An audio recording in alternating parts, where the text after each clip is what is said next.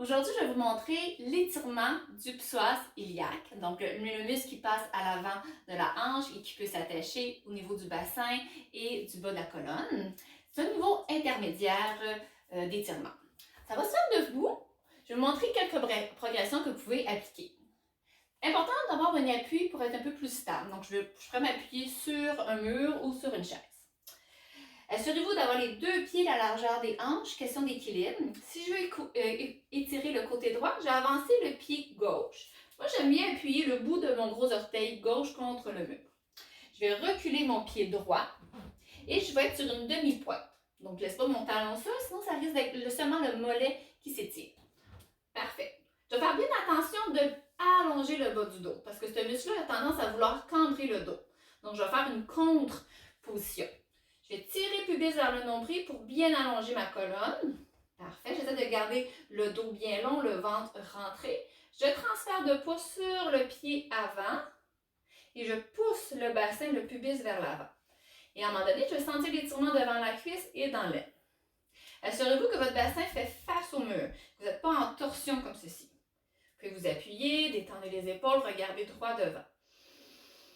Si vous voulez sentir davantage l'étirement, vous pouvez tendre l'arrière du genou droit, toujours en tirant pubis vers le nombril. Vous pouvez redescendre légèrement le talon vers le sol. Vous allez sentir que ça va s'étirer davantage. On respire. C'est dur de tenir longtemps, donc je vous conseille de le faire en deux parties. Faire 30 secondes, prendre une pause, faire de l'autre côté et revenir et faire une deuxième fois 30 secondes. Donc je respire. Donc, tire pubis vers le nombril, transfert de poids. Les deux hanches parallèles au mur. Je continue à essayer d'allonger ma colonne. Je tends l'arrière du genou. Redescends un peu plus le talon si c'est possible et je respire. Ensuite, on peut faire des progressions. Plus qu'on élève l'autre jambe, plus ça permet de faire une bascule du bassin, mais ça augmente aussi l'étirement. Donc, vous pourriez aller progressivement. Donc, élevez votre pied sur un petit bloc. Encore là, les deux pieds à la largeur des hanches. Le pied arrière assez reculé. On peut faire un grand écart avant-arrière. J'avance bien le pied avant sur une demi-pointe. Tire pubis vers le nombril. Détends les épaules. Transfert de poids. Le bassin, les deux hanches parallèles au mur. Je tends l'arrière du genou. Je peux redescendre un peu le talon. Je respire. Et progressivement, vous pouvez augmenter votre appui. Donc, j'ai commencé avec un appui qui était bas.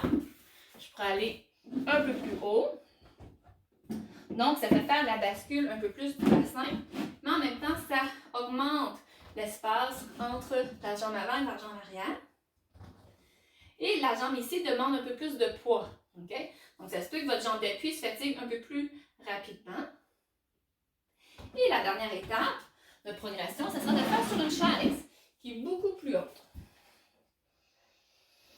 Et là, on va voir que ça va être important que le pied qui est à l'avant soit assez avancé parce que je vais faire un grand transfert de poids. Et je vais m'assurer que lorsque je termine mon transfert, mon genou arrive au-dessus de la cheville. Okay? Si mon pied est trop près de moi et je fais mon transfert, vous allez voir que vous allez vous sentir coincé. Ça va vraiment comprimer au niveau du genou. Et ce genou-là, ce côté-là, va se fatiguer plus vite. Donc, j'avance bien mon pied. Je peux appuyer ma chaise contre le mur pour qu'elle soit fixe. Le pied au sol, le talon surélevé. Tire pubis vers le nombril. Transfert de poids sur le pied avant. Je vais sentir que mon poids est sur le pied. Je peux abandonner un peu le poids de la jambe gauche vers le sol. Tire pubis vers le nombril. Si ça va bien, je tends un peu plus l'arrière du genou. Je peux redescendre légèrement le talon vers le sol. Il est important de garder le buste haut. Si je me penche, je vais perdre l'ouverture au niveau de ma hanche. Donc, je vais perdre l'étirement.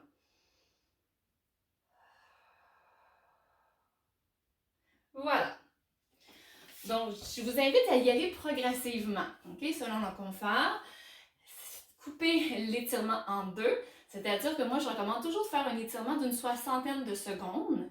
Mais si on est incapable de tenir 60 secondes, on fait l'étirement en deux temps. Éventuellement, vous allez avoir l'endurance, la force pour tenir 60 secondes. Important, ne rentrez pas dans la douleur, c'est un étirement qui est très difficile à faire quand même si c'est un niveau intermédiaire.